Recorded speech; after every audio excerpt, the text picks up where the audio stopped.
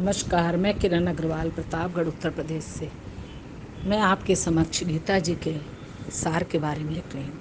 आज मैं आपसे गीता जी के 11वें अध्याय का और चर्चा करती हूँ। 11वां अध्याय प्रभु के विराट रूप के ऊपर आधारित है। जब अर्जुन को पूर्ण रूप से अंतर का ज्ञान हो गया, आध्यात्मिक विषयों में उपदेश दिया था प्रभु ने, उसे सुनकर अर्जुन का मोह माया बिल्कुल दूर हो गया। फिर भी उसके अंदर एक जिज्ञासा उत्पन्न हुई।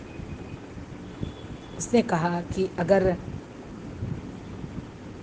समस्त कारणों में जिस रूप में प्रभु दिखते हैं, यहाँ तक कि उन महाविष्णुओं के भी कारण स्वरूप हैं, जिसके भौतिक ब्रह्मांड का उद्भव होता है। कृष्ण अवतार नहीं है, वे समस्त अवतारों के उद्गम हैं, मतलब स्रोत स्थान है। वहीं से सृष्टि का आरंभ और अंत है। फिर भी कृष्ण ने प्रभु से पूछा, हे प्रभु, मैं तो पूरी तरह संतुष्ट हो गया हूँ, मुझे कोई शंका नहीं है, किंतु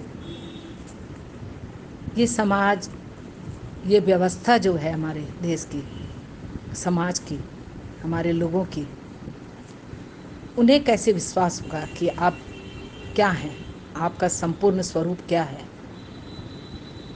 आप किस रूप में इस धरती पे अवतरित हुए और आप किस किस रूप में हर तरफ कार्य कर रहे हैं। आपका कहीं आदि और अंत नहीं है, आप बहुत अलौकिक हैं, परम ब्रह्म हैं। और जब अर्जुन ने प्रभु को परब्रह्म के नाम से संबोधित किया, तो श्री कृष्ण को भी यह विश्वास हो गया कि अर्जुन को मेरे ऊपर पूर्ण विश्वास है, किंतु वह मेरा विराट रूप का दर्शन करना चाहता है, क्योंकि कोई भी भ्रांति हो तो उसको वो दूर कर सके। लेकिन प्रभु को देख पाना, उनके विराट रूप को देख पाना साधारण मनुष्य के बस की चीज़ नहीं थी। विराट रूप देखकर कोई भी पागल हो जाता, अस्वस्थ हो जाता, कुछ भी हो सकता था। तो प्रभु ने 11वें अध्याय में अर्जुन को विराट रूप का दर्शन कराया, लेकिन उसके पहले उन्होंने प्रभु को, अर्जुन को दिव्य दृष्टि प्रदान की। इसी प्रकार धृतराष्ट्र को महाभारत का आंखों देखा हाल सुनाने के लिए भगवान श्री कृष्ण ने संजय को दिव्य दृष्टि दी थी, और दिव्य दृष्टि से ही अर्जुन उनके साक्षात्कार कर पाया था।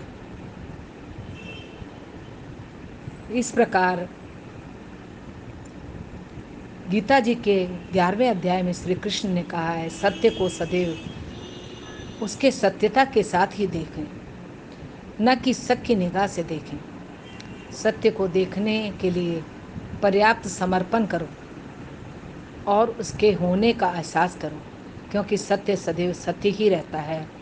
उसे किसी और तरह से देखने से वो कभी नहीं बदलता, उसका स्वरूप नहीं बदलता, सत्य का कोई आकार नहीं बदलता, उसका दृष्टिकोण नहीं बदलता, क्योंकि सदैव सत्य ही है। इस 11वें अध्याय में प्रभु के विराट रूप के दर्शन हुए। हम लोग भी अपने अंतःकरण की दिव्य दृष्टि से प्रभु के विराट रूप का दर्शन करें। धन्यवाद।